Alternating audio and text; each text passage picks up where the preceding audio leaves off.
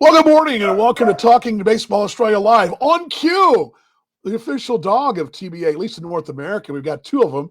Barks on Q. Glad you're along. Good morning to you in Australia. Good evening to you in North America. Glad you're along on Talking Baseball Australia Live. Baseball's best made.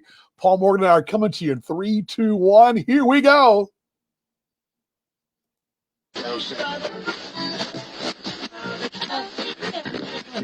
It's Talking Baseball Australia. It's baseball updates you'll really love. The MLB and ABL news you want.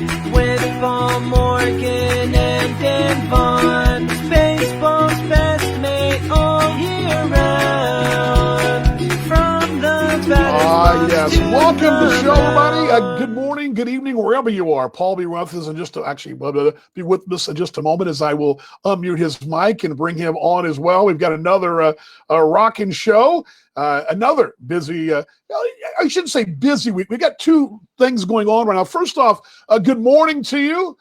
How you doing, bud? Good morning, sir. I'm well, very well. We're looking outside. Sun's shining, blue skies. Of course, baseball in the state league sense is back in the west, and a nice 36-degree day on Sunday, I think, coming up, so around the 100 mark in Fahrenheit. So if the borders were open, DV, it would be, about this time many years ago was that marked the start of the ABL season, but not so much this year. Yeah, I can vision a Team USA All-Star game against a Perth Heat club with running guys in and out, and heck, I remember the trip down to Mandurah a couple years ago when we did that. I mean, it'd be that time to get all the kinks out. Unfortunately, there's a lot of kinks going on right now. It's called 2020. It is 2020. I mean, you got the AFL Grand Finals a month late. The World Series is kind of in this bubble thing. Sport's been turned upside down. The world's been turned upside down. But we're going to try to make some sense of the Australian Baseball League. Again, Paul Morgan on the Australian side, Dan Vaughn on the North American side. We're glad you're along. Quickly tell you guys what's going on. What I was going to say was, before I brought Paul on, you've got something kind of cooking, which is what's going to happen with the Australian Conference and the International Conference and the Australian Baseball League. We know some of the facts. We're going to cover a little bit of that. There's not a lot of new news there. We expected to hear something this week. I did reach out. I know Paul and I both have spoken to Cam Vale this week, head of the ABL, CEO of the ABL. Nothing really to report new than what you saw last week on their channels and what we've talked about. It's just kind of bubbling there, waiting for that final ingredient. And we got the hot stove going, a couple of big names. And then this last weekend, we had our we haven't done this in a while. It's been a while. We had a Talking Baseball Australia field trip. My wife and I did a field trip to the new Globe Life Field, which is home of the World Series. And at the time, we went on Saturday. It was Game 6 of the National League Championship Series, Dodgers and Braves. I've got a nice little field trip report coming to you as well, the back end of the show. We got all that going for you. But first off, partner, last night, series even up 1-1 in the major leagues, the Rays and the Dodgers World Series. We're not going to dive in and break it down too much, but I think that's probably where folks thought this series might be through 2 ball games. You had your starter going for the Dodgers, your ace in Game 1, your bullpen in Game 2. I think this is probably what a lot of fans are hoping for, and I think both clubs feel pretty good about where they sit. Yeah, well, I was reading an interesting tidbit this morning. Blake Snell, of course, who tossed a gem for the Rays. Like before the game, he didn't really quite feel it. So out he went did a gym session, did some, I think, on the treadmill, ran a mile, did a few things, come out and threw a gem. So look, I felt that the Rays had to take the first 2 games if they were a chance of this series. They dropped Game 1. Nice to see though Clayton Kershaw having a good performance, as you had Texas's finest. DV Clayton Kershaw, who had a great Game 1 as well, but felt like the Rays had to take the first 2 games to have a chance. I think now Game 3, 4, 5 really sits an advantage of the Dodgers. So it's whether they take the next 3 and win it or not, or Rays can pinch a few. Who knows, DV? Your thoughts so far? Well, a couple of things. First off, it's great to see Australian Baseball League connections playing in both league championship Absolutely. series and the World Series. Of course, Kevin Kiermaier, Mike Brosseau, Ji-Man Choi went deep last night, home run as well. Brosseau had a couple of RBIs in the opener. I mean, he had one RBI in the opener in game one. Yeah, pitch hit RBI, which is even tougher. But I think that's cool. Always, when we talked about this a lot, what's really neat about the Australian Baseball League 2020 as opposed to 2012, 13, or 11 or whatever, you're seeing guys in the World Series who played in our league, and we're seeing that. We weren't seeing that 4 or 5 years ago. We're seeing it now. Of course, had a steady dose of Acuna over the weekend as well. That is my first knee jerk. I think, too, the Dodgers won the game they had to win. You've got to win when your ace goes. Yeah. If Kershaw loses that opener and he doesn't do what he needs to do, then you start to worry because the bullpen is game two starter. It's Johnny Allstaff. When Buehler and Kershaw go, those are the two games the Dodgers have to win. And I think it's played to form last night. And really, LA came back late, but I think that's to be expected in a tight series like this. But my two thoughts: A, the ABL; B, LA won the one they had to win with Kershaw and with their bullpen. Hey, you throw your bullpen out there. Maybe Johnny Allstaff gets it done. Maybe they don't. Yeah. They didn't, and you're 1-1, and you've got the going to the weekend. So it's exciting baseball. It's different. And not to bog down too much here because we're going to get more of the ABL, but is it different for you watching this year? Because I know you spent a lot of time watching those postseason games you have over the years. Is it different from your seat, from your couch, from wherever you're watching it from than in years past, or does it still feel like postseason baseball? I actually think what's really cool about this World Series is, and I know back end of the show, Dan, of course, you're at Globe Life Field. You're going to do a tour for us, video tour for us, which was really cool. But I think two things. I think the fact that you, the viewer, me, the viewer, is relatively unfamiliar with Globe Life Field kind of means like, every time a foul ball or a wide shot or something happens, you kind of, you might be interested to be like, oh, cool, that little part of the ballpark that you don't really know. Definitely improvement though with fans in the stands for sure. I think the fans in the stands have given the game a bit more life as well. And look, they've actually been, even the Dodgers come back and that Braves against the Braves and the Tampa Bay series as well. They were good series as well. I mean, no, that one wasn't in Texas, but the series in Texas, right. The Dodgers getting into the World Series. It was good to see fans, good to see a new ballpark.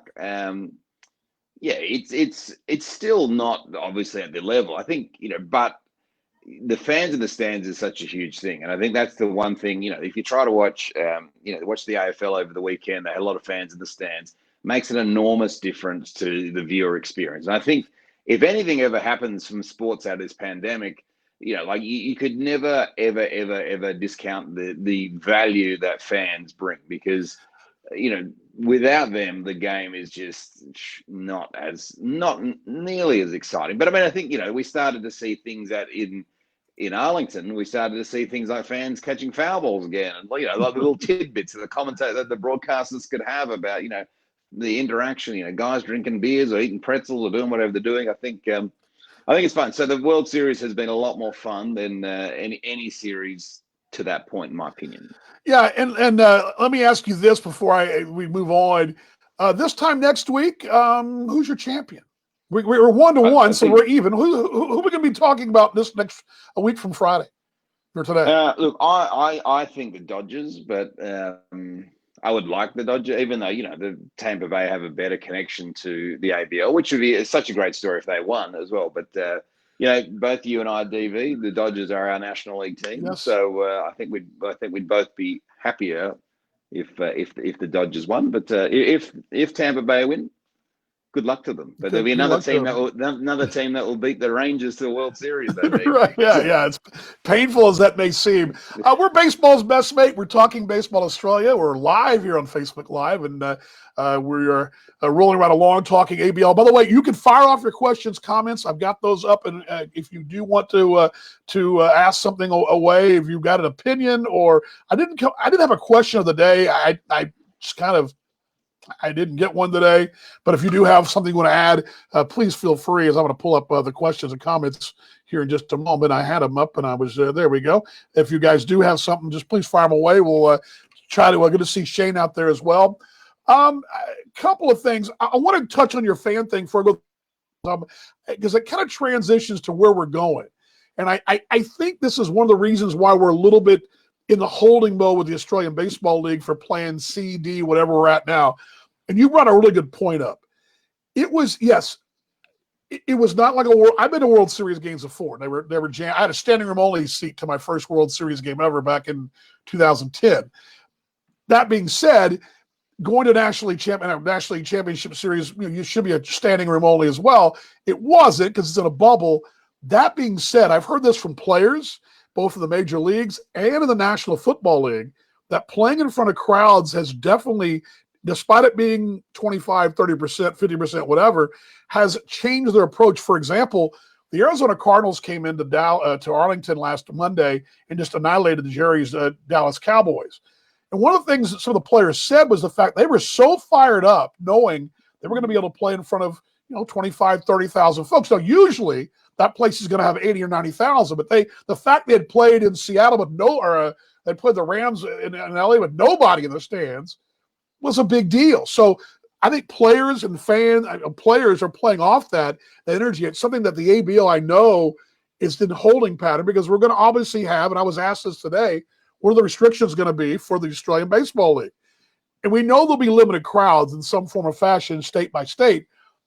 But don't you know those players, if it's at 500 fans, is going to make a difference as opposed to no fans? It's got to be weighing heavily on Cam Vale and the brass of the ABL, I would think.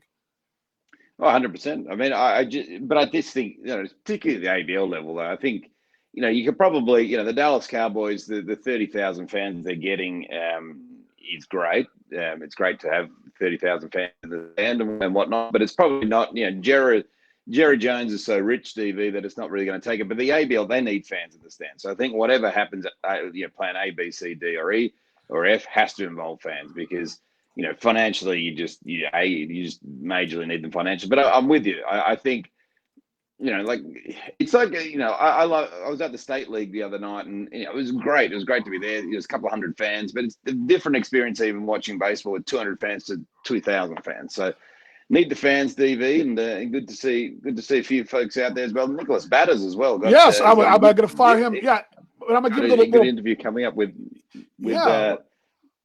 put on the screen for you guys. He's got Nicholas, of course, with the Aces, and over here in North America, he's got a coming up after our show. He's going to be putting up an interview with John Diebel that was going to be putting that up for you guys. So check that out on the Aces Facebook page. We'll be more than happy to promote. Here's the deal, and this is this is freelancing here, so Paul. So I apologize.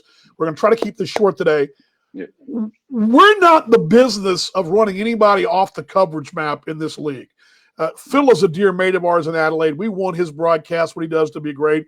We want Nicholas and the guys in Victoria to do a great job. We want our work to be. I believe, because it's not always like that, wasn't always like that in our league, but we want to make sure we're all helping each other cover and get that coverage out of it. And if you guys got things to put on there, man, we want to hear it. We want to be able to help promote you guys here at Talking Baseball Australia. And just a side note, this week we'll launch a new podcast for the Sydney Blue Sox Banter. Yes. So Glenn Hawke and a couple of guys doing the Blue Sox Banter, which will be a great one as well. So check that out for Blue Sox fans. But the more cover, and that's I know we've got sidetracked a bit, but that's the one thing we always do. more than anything is the more coverage baseball can get in this country, the better. I mean, we've got I was only talking to a couple of people yesterday. You've got a guy like Liam Hendricks who's probably going to sign for an enormous amount of money, you would assume. Give him the coverage. Give him all the coverage. Give the Candyman the coverage. Give anyone the coverage, DV. The more people we have talking and writing and tweeting and messaging about baseball, the far better the game will be in the long term. Yeah, well, we appreciate it too, Nicholas and Phil. And this actually segues to what we're talking about. Do you remember, well, actually, I'm going to save it, but David Candelas and Tim Atherton both are two names that when I first came to the ABL in 12-13, and I returned home to the States after the season was over, these are two guys who I covered on a nightly basis, tweeting about them, following their game stories, following their teams. I reached out to both the play-by-play broadcasters in Tulsa, or actually one was in Cedar Rapids for Atherton. I believe the Candyman was out west, and then he went to Tulsa that year. I got to know those guys and got to follow, not them personally, their broadcasters. We're getting notes and tidbits and photos, because that's what we do at Talking Baseball Australia. We cover you. We cover the Australian connections in North America as well, something we really believe in. And this is one of the first guys I remember covering here. I remember going to see him play in the Texas League when he was when he played down in Frisco. And whenever one of these guys, Team Australia members, is back and the band back together again at Canberra, nation's capital, big signing though, but good to have David Candler. It's one of the real good.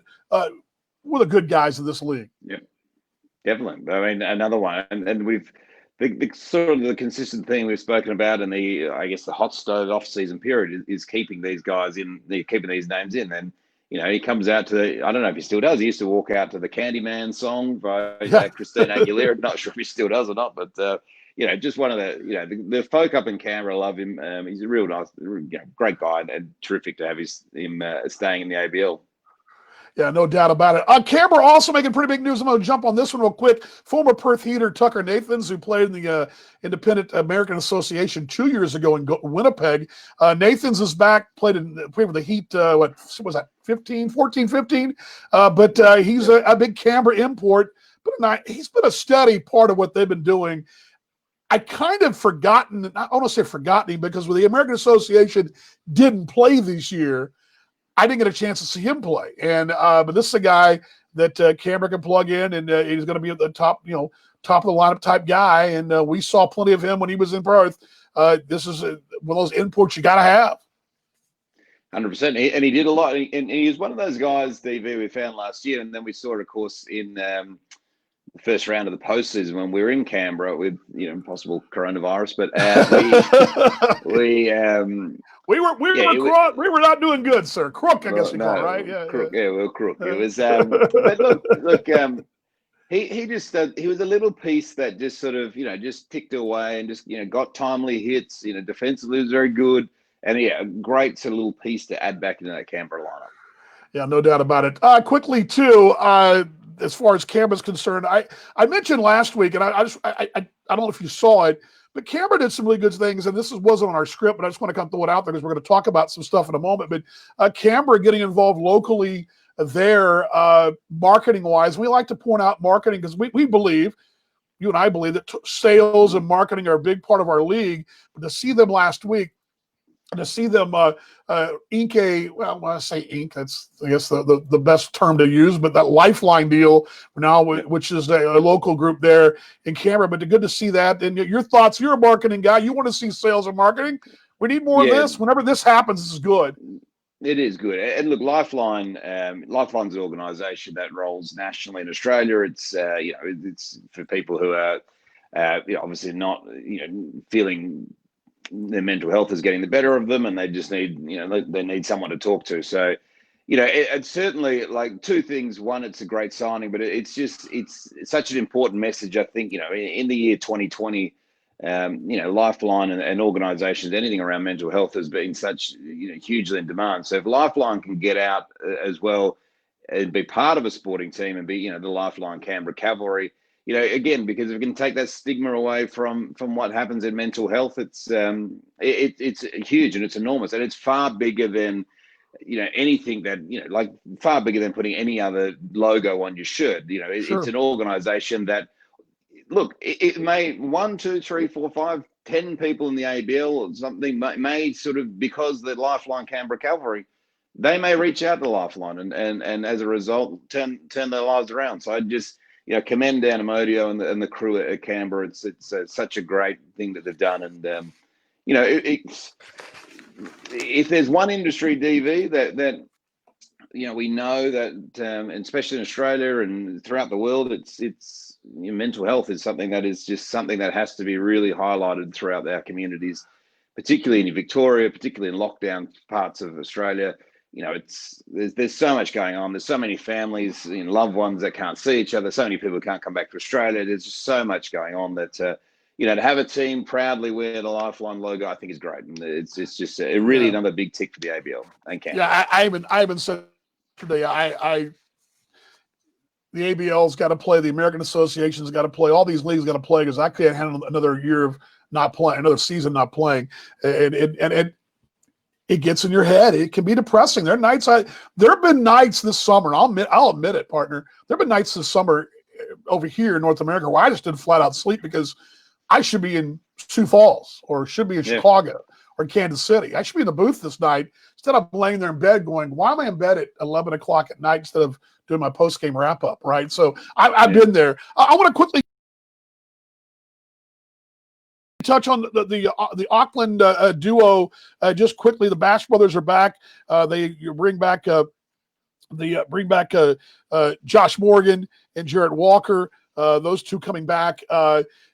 Tuatara, I mean, they just keep adding, and a couple of guys there. I didn't realize just how dangerous those two combined for last year, but I saw the ABL story on the website. 53 driven in combined between the two of them, 12 homers. Those are two guys plugged right in the middle of the lineup. I went back and watched the video, I guess, a couple weeks ago of their series against the Heat, and those guys were, you plug in guys that can drive in 53 in a 25, 30, 40 game season, you're going to be okay. Yeah. And look, in positive news for Tuatara in general, it sort of looks like, the hub for New Zealand may happen before the season. So, let's hope that the Tuatara are playing out there in New Zealand as well. Those guys are huge though, DV. And every team needs those Bash brothers though. You gotta have them. And that's what the Aces had so well last year. Well, but that's murder's row almost. On this, as we move to the next subject here, our next player in a moment, I'm of the opinion that the league has gotten better at acquiring talent, and I can make an argument right now, although I still think the Aces are the team to put the rent payment on right now. But I mean, you wouldn't be crazy to bet on Auckland or to bet on Sydney or to bet on Brisbane or bet on anyone. These lineups all look pretty super juiced for the most part, I think. Yeah, Anyway, Matt, good to see you, Matt. Sorry about that. Talking Baseball Australia Live, baseball's best mate. Real quick question here from Harold in the West. Are we still associated with Harley-Davidson with Perth Heat? Can you touch on that? I do believe the answer is yes. It's still Perth Harley-Davidson ballpark, right? Oh, I just lost my partner there. We will get him back in just a moment here. And while we're waiting for him to get back, I'll go ahead and move along. Mentioned the Brisbane Bandits a moment ago. Tim Atherton, I mentioned his time in Cedar Rapids with the Angels farm system. Again, we talked a lot about David Candelas getting back. These Team Australia type mainstays, these guys that are parts of the future, or of the current, not the future, the current Team Australia. You get these guys back that do the at-bats and the innings. This is a guy that every time he goes out, it seems like, and I've called, oh boy, probably 4 games that he's pitched against the Heat, at least 2 there, 2 in Perth, 2 in Brisbane. Personally, the guy's an innings eater, goes out, throws strikes, a phenomenal movement.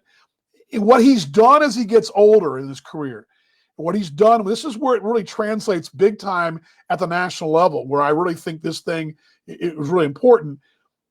His changes speeds, he doesn't throw as hard as he used to, but he's able to his location is the key, and that also translates better location. Also, you can change your gears. If you're hitting the outside corner, but you're able to change speeds of that outside corner, you don't got to be over dominating stuff. You got to throw strikes, but change speeds and your location are key. And this is a guy that's done that time and time again. I love watching him and Blackley both really dissect lineups, to watch them pitch. And there were the first couple guys I've noticed going back 4 or 5 years ago who had pitched backwards one time. And what I mean by that is Paul is coming back, I do believe. And Atherton's a guy, along with Travis Blackley, who had pitched what I call backwards. He would maybe work fastball, slider his first time through, and maybe second time through, same thing. Then suddenly, third time through, he's going changeup, slider, breaking ball, whatever. pitching what I call backwards sometimes, and I love to see that. Partner, I just jumped in. I lost you there for a moment here on Baseball's Best Mate, talking Baseball Australia Live, but I was mentioning Atherton. We got to get these national guys innings, got to get them exposed. Yeah. This is a guy that if you're going to make some noise nationally on the national stage, currently, this is a guy. 100%. I don't know what happened. I fell into the abyss of the internet, and just next minute it wasn't on the screen. But Atherton is again. We talk about Candless, we talk about Atherton, and I love what you're saying with with Atherton as well, with Travis Blackley as well. As that 1-2 punch is such a great punch for Australia and Brisbane and everyone in between. But like this year, like if nothing else, we've really got to ramp up that Team Australia exposure as well. DV, like they've still got an outside chance to get to the Olympics. Still got regardless of what happens, we need these guys, getting in and doing the work. So, yeah, no doubt about it. And again, they've got it's such a, and they're not alone. They're not the only ones. This is a problem. And here's the deal: where maybe years gone by, and this is off topic for where we're about to close this thing out and go to our video, but it's not just Australia; it's also Japan. I mean, every country's been affected by this, and every league has been affected. Yeah. Maybe with the exception of Korea, Taiwan, but a lot of even Team USA guys, some of those guys didn't get a full season in. They're not coming in, guns a-blazing. We're not even sure when spring training may actually begin. So some of the advantages that some of these teams have going in the Olympics next year may or may not happen. You didn't have any college seasons. You've got, I believe Team USA has a couple of All-Americans who didn't pitch at all this year. They hadn't pitched since 2019, the fall of 19. So you've got that going on too. And a guy like Atherton, experience, is going to be able to help bridge that gap and close that gap. Because, again, I think a lot of these teams, at least going to the qualifier, will come back to the pack a bit. You've got your 2 or 3 up here. But I think because no one's been playing full-time, you're going to see the close the gap, and it'll be good to see the national team do that. Let me give one more thing, too. I don't know if you saw this, but kind of fun. I love what Brisbane's doing. This is a marketing thing. Yeah. They're doing the spring training thing for members and for sponsors. We're doing the spring training thing. I don't know if you saw this, but they began a couple of nights ago. Of course, Vidicon, did I say that right? The new stadium name as well, as they taken over the naming rights to Holloway Field. They're at Newmarket. I call it the Wrigley Field of Australian. But a couple good things. A, new team sponsor for the stadium naming rights. And then they got spring training, got a logo. They're ready to go. They're marketing their thing, getting a chance to get the younger players out there, that development squad and all that. Mark Reedy and company, and then, of course, Dave Nielsen and Baseball Queens. And those guys seem to be on the right track growing the game, aren't they? 100%. And look, if nothing else, it's an opportunity, from a season where, if you're an owner, you're going to have to look at the financials of your team. That would look pretty great on some T-shirts, wouldn't it? Like, so, no, I love it. It looks, but it looks just like it, does it? Doesn't look like one of those. Yeah. Doesn't look like one of those shirts you would have got in spring training. It looks like it looks like you're down in the Grapefruit League or the Cactus League or something. It's great. I love it. It's awesome. It's a brilliant shirt. Yeah, it's and they got the Vidicon Stadium there in Brisbane, so good to see that. That's some really good things there. And here's the deal. Before we go to the final thing here. When you see things like this, it gets me excited for what lies ahead for what we're doing and for the entire league and for all the teams. We just it shows you that if you make some effort, to try to grow the game, and we see it in Victoria, we see it all around the country. I mean, I use Victoria because I love what they've been doing the last couple of years in Melbourne. But you got to stick your neck out there. You see what Sydney's doing. You mentioned a moment ago earlier about their podcast. Can't stick your neck out there and take some chances and grow this thing. Not everything's going to work, but you got to make an effort. And I love what these teams are doing, making an effort. And good on Mark Reedy and of course, Adam Dobb and everyone doing what they're doing. But there you go. So, Harold, I don't know if you saw this from Harold. Harold asked a question, and I'll put on the screen again, too. I'm Talking Baseball Australia Live, and let you answer it because you went away when this was happening. Still Perth Harley-Davidson Ballpark? I believe it is. Is that still the case? No, it's not. It's back to Baseball Park, but the naming rights the naming rights are on the market. So so they're on the right market. Gotcha. Okay. Yeah. So it's. I thought so. I thought so because I thought I heard you. We're going to talk more about Baseball Australia or Western Australia in a couple of weeks, and when we're going to get more of that because I know they had the state league kickoff and all that. But one more question before we go to the final to the video. I brought this up last week, and Stuart Capel actually brought this up. do you think, like, say the guys in the state league now, is that an advantage for the players in the West and maybe in Queensland who are playing state league ball because places aren't able to play state league? That's got to be some kind of advantage to be getting those at bats in. I mean, it's a no-brainer, right? I mean, we're just talking about getting at bats and innings. It's got to be an advantage for guys. We saw Sam Kennelly have a big night last night. It's got to be 100%, and they're playing a couple of games a week at the moment, and like what's interesting though, if you look at this is, I mean, purely from a Perth Heat perspective, you've got kind of two teams in the state league that seem to basically have the entire Perth Heat squad. So you've got the Morley Eagles and the Melville Braves. So they basically have but look, I think one thing that the big advantage is getting, particularly in the Morley hitting lineup, is you've got, I think their lineup goes the Jesse Williams to Alex Hall to Ulrich Biarski to so they're getting they're hitting behind each other, they're knowing what each other are doing, they're seeing each other in the field.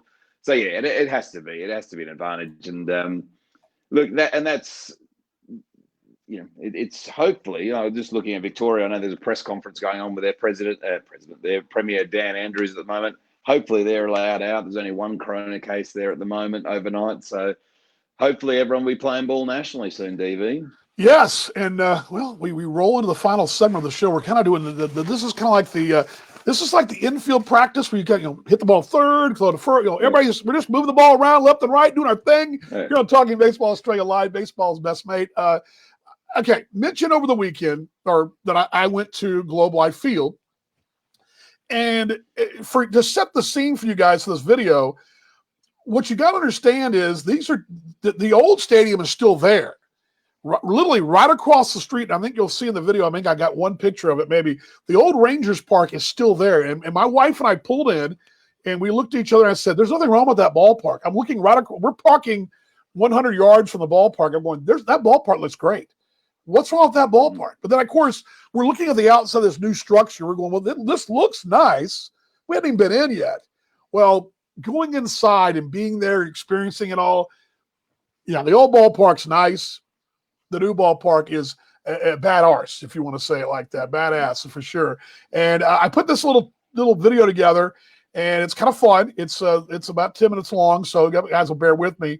But are you going to stay around for it and close us out with me, or what? What's going to go on? I'll watch it on I'll watch it as I drive into the office, I think. So okay, good. I didn't want you to just sit there and have to sip coffee and twiddle your thumbs. But yes, I'm gonna. It's the debut of our new feature, which we'll hopefully be doing this again soon. Debut. Yeah, of Talking Baseball Australia Field Trip. TBA Field Trip is a new debut on this show, and we're going to bring it up here now. But partner, I'll see you next week. But I'm going to go ahead and play this now, and we'll get this on the screen. Steven Spielberg, eat your heart out. Yes, we'll see how this goes. So here we go, and let's roll this thing. And here we go. 3, 2, 1. Enjoy, folks.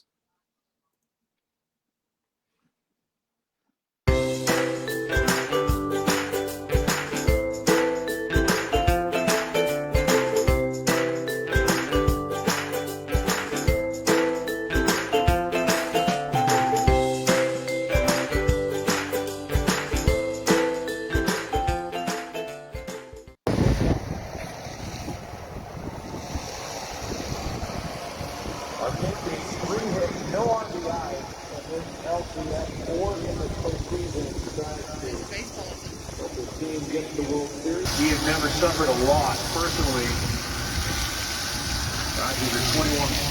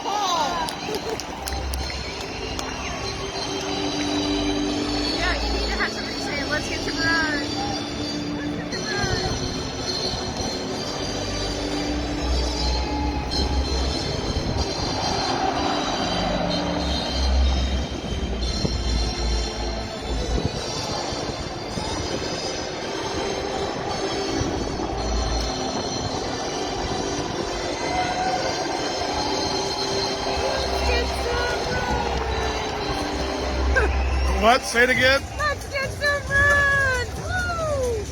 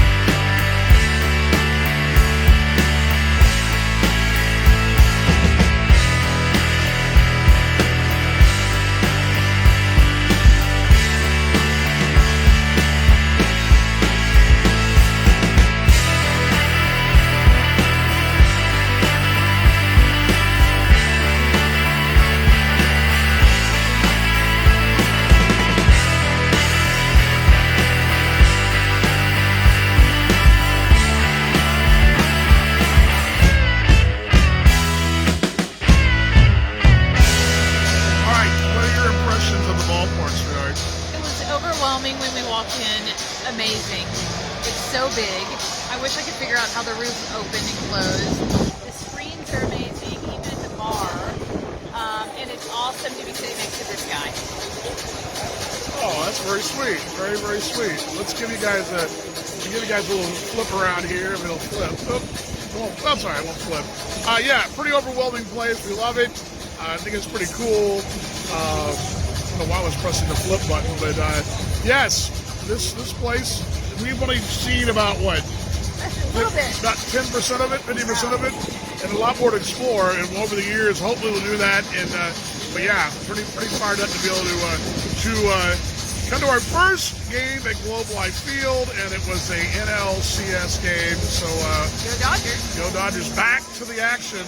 Love you guys. Love you. Thank you.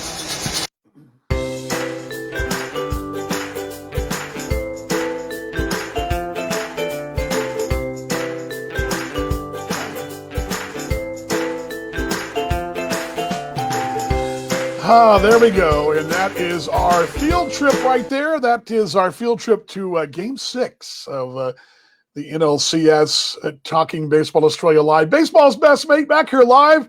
Dan Vaughn with you, closing things out here as we round third, head for home. Sliding in, as we always do. Glad you guys sat through that. Hope you enjoyed it. I loved it. Globe Life Field. again, as I told you guys before we started that video, my first impression was, what's wrong with this place? I mean, this is a great ballpark. The one I spent so much time. I wore. I mean, many a night I would sit at the old Rangers Parks, and of course the first one was terrible, but the second one I'm thinking, how many nights I dreamed about being in Australia and calling games, or I was at the Nelson. I should pull that video up. I should pull that up. I'll try to remember to do that, of the Grand Slam home run, the only Grand Slam home run ever hit in the American League Championship Series up until last week. And I was there. I got that video. I should have pulled that up, and dang it, I didn't do that. Thank you, Harold. Appreciate it. Hope you guys enjoyed that. I appreciate that. Very kind of you guys. I know it's, we originally had, I shot as much as I could. I went to the game thinking, okay, we got to get some video and some photos just for posterity's sake and just to have it. And my wife and I shot that little thing just for fun for our Instagram. This thought it'd be something to put on Instagram.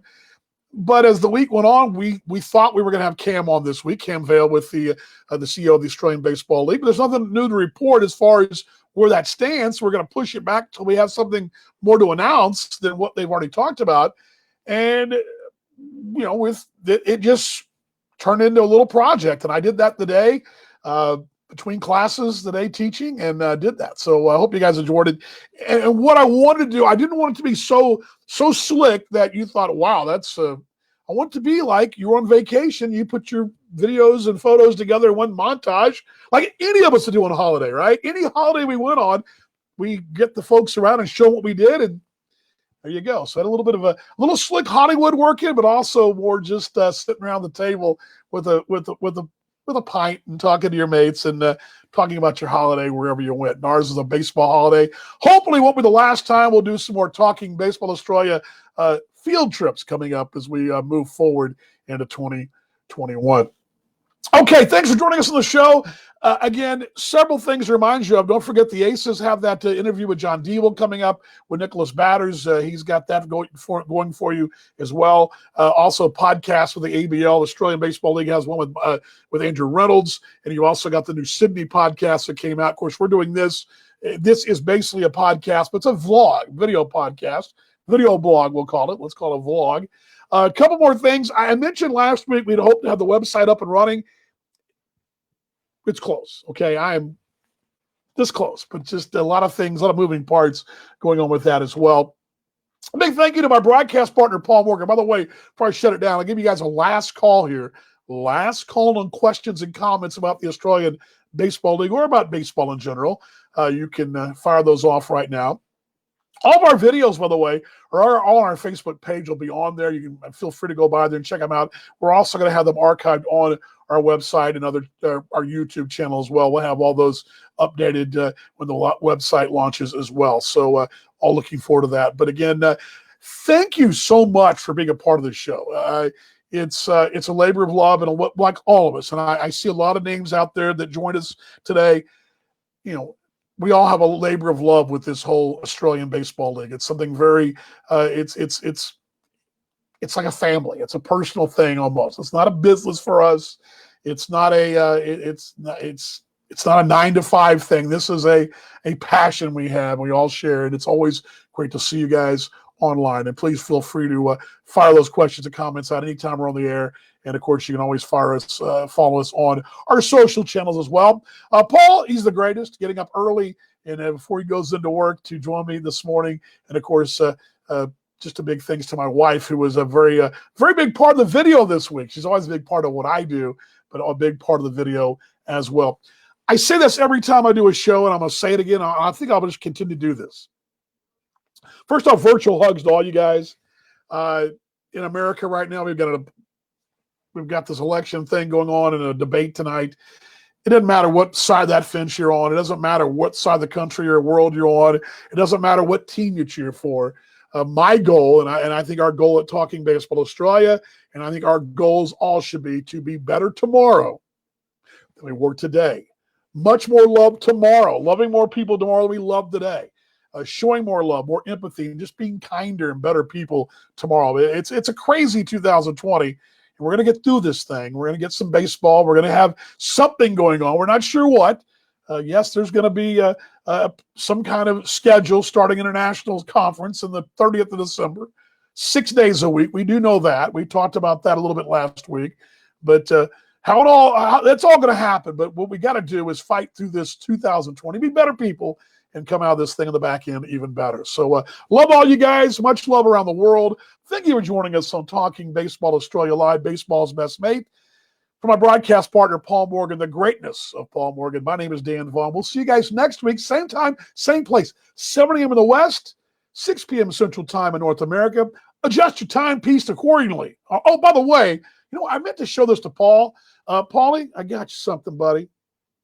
Here we go. How about that? That came from Globe Life Field. How about that? Again, for all of us here, Paul Morgan, myself, and for all you guys, and just to support us, thanks a lot. We'll see you guys next week on Talking Baseball Australia Live, Baseball's Best Mate, all year long. Let's roll that close in 3, 2, 1. Here we go. Love y'all.